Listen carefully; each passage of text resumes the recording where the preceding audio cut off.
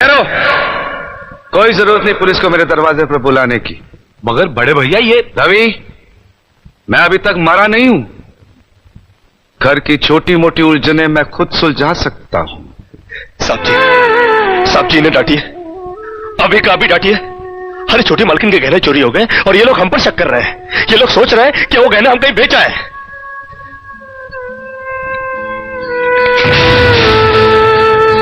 बाकी के रुपए कहां है कृष्णा? क्या क्या पूछा आपने साहब जी? मैं पूछ रहा हूं कि बाकी के रुपए कहां है? ये आप पूछ रहे हैं साहब जी अपने कृष्णा से? देखो कृष्णा, गलती हर इंसान से होती है। तुम मुझे सही सही बता दो कि गहने तुमने कहां बेचे, मैं तुम्हें कुछ नहीं कहूंगा। अब कहने के लिए बाकी ही क्या है साहब जी? एक छोटा सा सवाल पूछ के आपने बहुत कुछ कह दिया है साहब जी। कृष्णा, बात को आगे मत बढ़ाओ। बात आगे बढ़ चुकी है साहब जी, बात आगे बढ़ चुकी है। अब तो आप पुलिस को ही बुलाइए। वो जब हमें कुत्ते की तरह मार मार के हमसे पूछेगी ना, अब तो हम तभी बताएंगे कि हम गहने कहां बेच कर आए साहब जी। मत कहो मुझे साहब जी। इसी साहब जी की इज्जत आज तुमने मिट्टी में मिला दी। क्या कुछ नहीं किया था मैंने तुम्हारे लिए, उसका मुझे तुमने ये बतला दिया। बड़े भैया ये क्या? अरे हट जाओ ज्योति।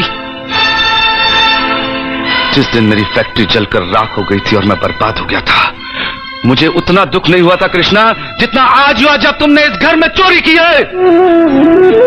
साहब जी, बचपन में जब हमारे माँ बाप मर गए थे ना और हम अनाथ हो गए थे ना, तब भी हमें इतना दुख नहीं हुआ था जितना दुख हमें आज हुआ है जब आपने हमें चोर कहा साहब जी। आपने हमें चोर कैसे कहा साहब जी? और ज्यादा सफाई देने की जरूरत नहीं है। दूर हो जा, मेरी नजरों से दूर हो जा। निकल जा इस घर से। अरे इस घर से ही क्या, इस गांव को ही छोड़कर चले जाएंगे। अरे मुंह जनात का क्या है, काट लेंगे अपनी जिंदगी कहीं भी। इतने साल इस घर में बेफिक्री से ये समझकर काट लिए कि साहब जी का हाथ है हमारे सर पर। हमको क्या है परवाह किसी बात की, मगर नहीं, अब हम जान गए कि इस दुनिया में अनाथ का कोई नहीं होता। हम जा रहे हैं साहब जी और इस घर में कभी नहीं आएंगे। अभी निकल जा। दोबारा इस घर की दहलीज में कदम भी रखा तो मेरा मरा हुआ मुंह देखेगा तू। अरे नहीं नहीं नहीं, मुझ नौकर के लिए अपने दिल को दुख देने की कोई जरूरत नहीं। मैं कदम भी नहीं रखूंगा यहाँ पर।